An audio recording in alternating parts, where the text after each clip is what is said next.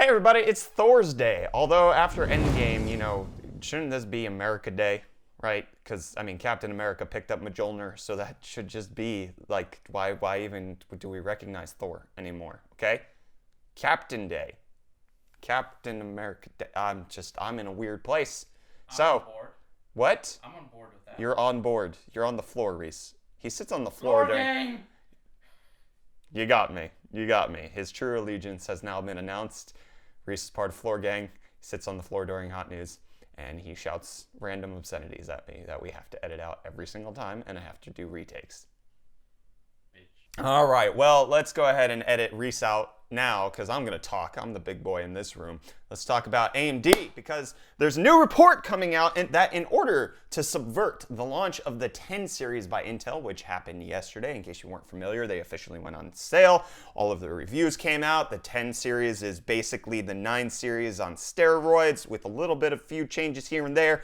It's good. Like, it's a good architectural thing if they would have done it a while ago, but, you know, now they're just... Anyways, we don't need to get into that. AMD appears to be repositioning themselves in the market by dropping the prices on their chips. Specifically, according to the report on Tech Power Up, they are going to be selling the 3900X at $410, which is remarkably cheaper than what the 10900 is, which is right around the $530 to $600 mark, depending on which retailer you're looking at right now, and the i7, which is closer to the $400 mark. So getting 2 extra cores for $10 more from AMD, I mean, it's good reasons. Obviously, the Intel would still be better at gaming because it is the gaming king, but we're not going to get into that there. However, I will say that while the report of AMD lowering the prices of the 3900X is out there, I haven't seen much evidence of it. So if you look over on Amazon, which we have an Amazon affiliate link down below, it's still selling for $420, which it has been selling at for months. AMD says this is a $500 chip. It's been selling for $420. Hey, blaze it. For quite some time, so I don't see evidence of the $410 price on Amazon. The 3900X on Newegg is selling for $432, so that is also a little weird. It's more expensive than Amazon. And then if you go to Micro Center, everybody's favorite cheap PC store, it's selling for $390, which is even cheaper than the 410. So what's the official price right now? I don't know. All I'm going to use this segment to talk about is Micro Center, please build a store in Gainesville, Florida. Please, I beg of you, okay? Please, I can't justify driving 5 hours to the closest store in Georgia because that's a 10-hour round trip. This is great pricing. I love you. Micro Center, come to Gainesville. I need you. I have to go to Best Buy if I want to pick something up in store. How sad is that? That is the best PC tech store I have in my city is Best Buy. Save me from this hell, Micro Center. Also, Micro Center, in case you didn't know, has the 3950X going for $700. So AMD apparently dropping the 3900X's price. I haven't seen that play out just yet. Maybe it's more of something that's going to happen down the line when retailers are able to buy more stock from AMD. It'll be at a cheaper price that they can sell out. We'll see if that happens. But AMD is still in a good position with their pricing on Ryzen, regardless of the 10 series launch. I don't think they even need to do this because 420 is still a pretty good price. 410 doesn't stop. Stop, Reece.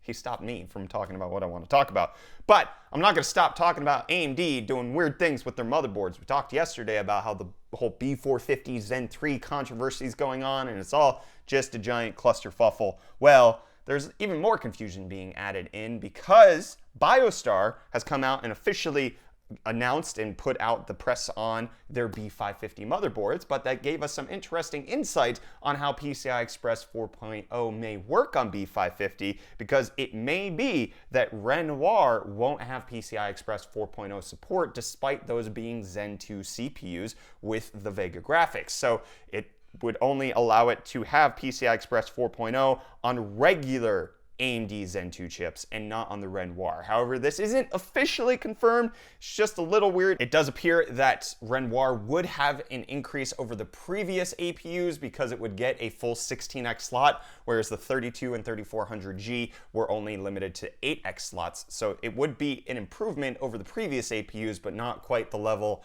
of what the CPU in the APU would indicate. We'll see if that actually is confirmed, but just more confusion for you. And more confusion coming out, but less confusion. They cleared it up. id Software, in case you hadn't heard, implemented de novo anti-cheat into their latest game, Doom Eternal, which it has very, very root level access, level 0 rootkit stuff. People were not happy about this. A lot of games don't necessarily need to have that invasive of an anti-cheat system. And just to be clear, de novo DRM is separate from de novo anti-cheat, two different things.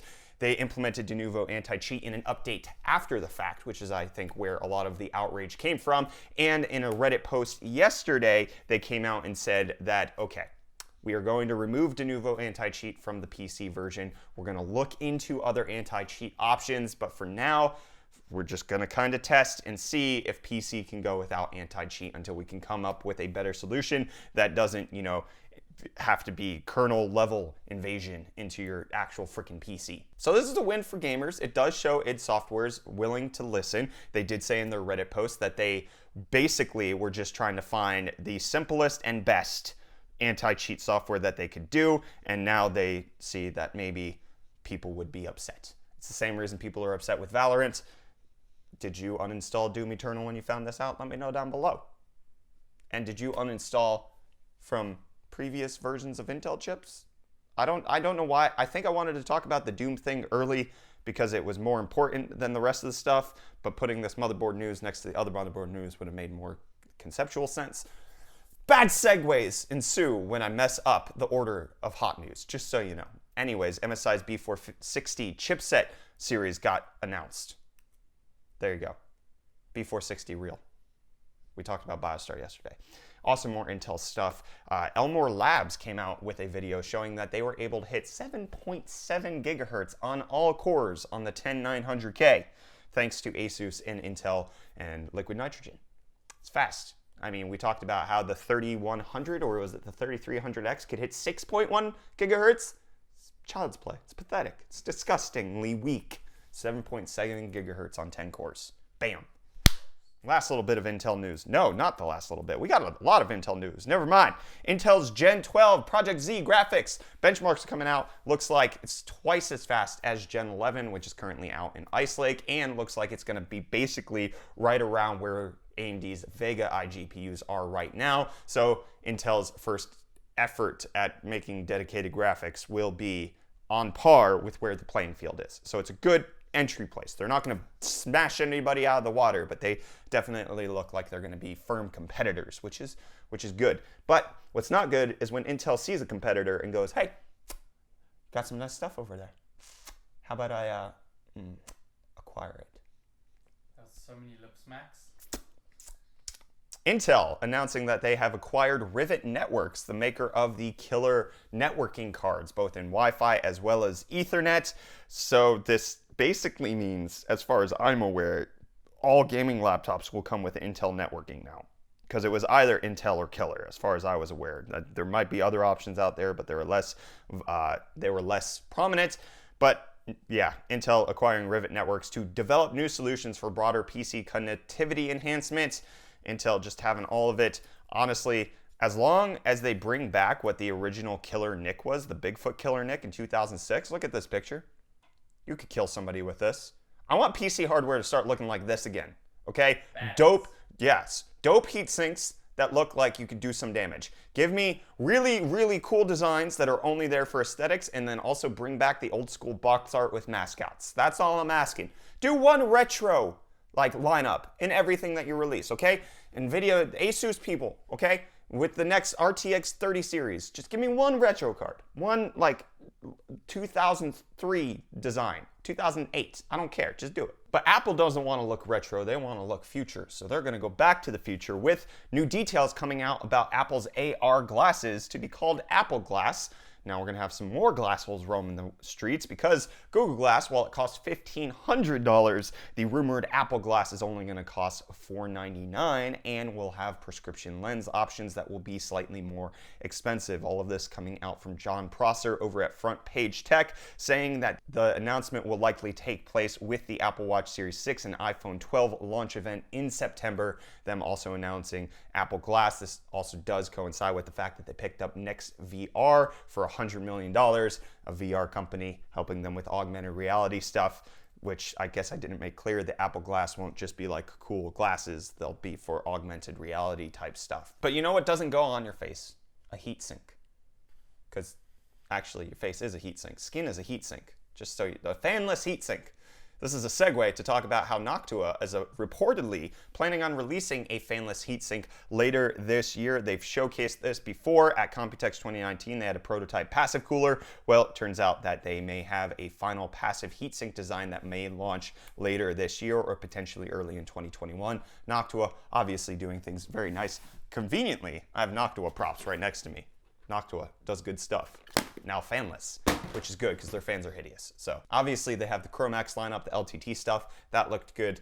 The brown and beige, not my thing. And what's not my thing is having physical objects. Don't like them. I don't like things. I don't go that way.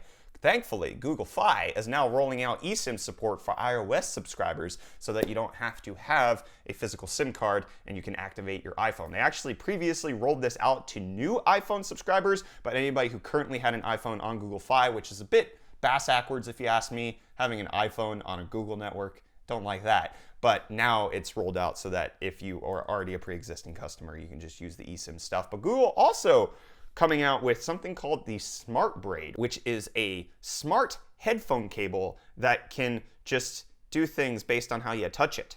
If you touch it real slow, it plays some jazz. Do you like jazz? So essentially it would be used for tapping to pause or play, double tap for next, twisting the cable for volume. They've also potentially could implement this thing into like their Google Home Mini. Obviously, this makes no sense considering we're killing off the headphone jack on mobile devices. This would have been cool if it came out years ago and we actually had innovation in the headphone jack in like the 3.5mm auxiliary cable market before we ended up killing it off. But I like that it's there now. And what I do like, but probably will never get, is this new Alienware monitor, the AW2521H, 360 hertz IPS. They announced it.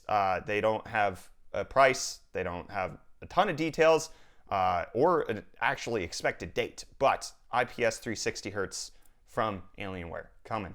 And what's also coming out is this new world's first 8TB M.2 NVMe drive from Sabrent. They've announced the 8TB Rocket Q 8TB drive. It's QLC based, which isn't the best, but you do get more capacity for that. So 8TB in NVMe storage in case that's what you want to see. And what I don't want to see is the next Call of Duty, because I'm just tired of them being released every year. But now it's been confirmed that it's CODBOCW. What? Call of Duty Black Ops Cold War. How's that hurt? And I just want to... Sorry? I hate it. I hate it too. But I don't hate the fact that I found this article and then I recognized the name of the guy who wrote it, Alessandro Barbosa, who is a friend in South Africa who has an amazing podcast, Checkpoint Chat. He does it with another dude in South Africa, Matthew Fig. Check it out. Down below, I'll leave a link for Checkpoint Chat. I know him from South Africa. He's writing for GameSpot. Shout out to you, my dude. Good stuff.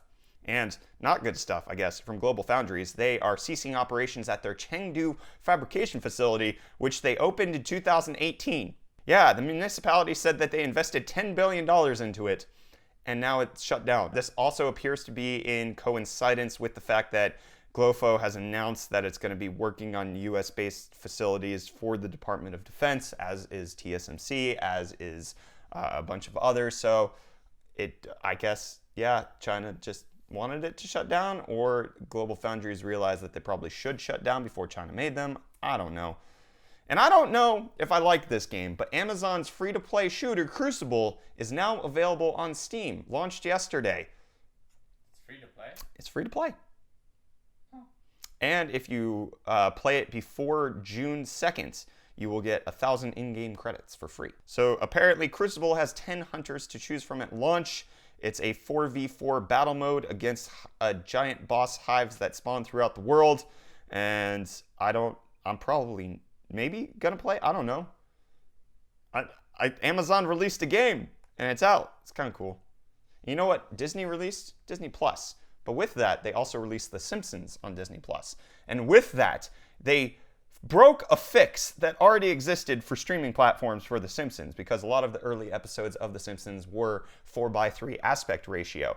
And when FXX, which was the streaming platform that The Simpsons was on, had this, they made widescreen support for the older episodes. However, based on the aspect ratio, it actually cut out some of the gags that were in some of the episodes, making certain scenes not funny because you couldn't actually see what was going on. FXX fixed that and made it so that they just gave you regular 4:3 support. But then when Disney Plus acquired everything and then started streaming The Simpsons, they screwed it all up again. Well, now, as of May 28th, in a week from today, it will finally be fixed again. And if you're not following,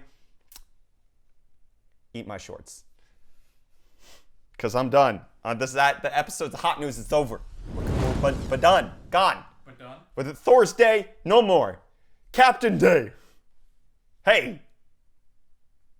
Stop cursing at me, Reece. Floor getting. Ah!